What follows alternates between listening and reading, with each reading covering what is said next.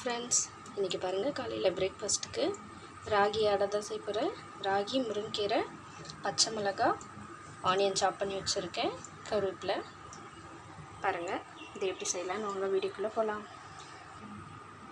பாருங்கள் எல்லாத்தையும் இந்த ராகி மாவில் போட்டு மிக்ஸ் பண்ணிடலாம். பச்சை மிளகாய், முருங்கைக்கீரை, கருவேப்பிலை, ஆனியன்.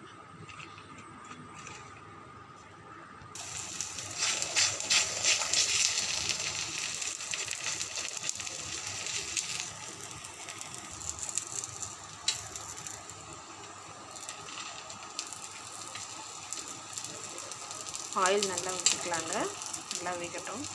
நம்ம டெய்லி இட்லி தோசை சாப்பிட்றத விட இந்த மாதிரி மில்லட்ஸ் அதிகமாக உடம்புல சேர்த்துனா ரொம்ப நல்லது டாக்டர்லாம் சொல்கிறாங்க. அங்கே சூப்பரான ராகி அடை ரெடி ஆகிடுச்சு. பாருங்கள் இந்த ராகி அடை நல்லா வெந்துடுச்சு.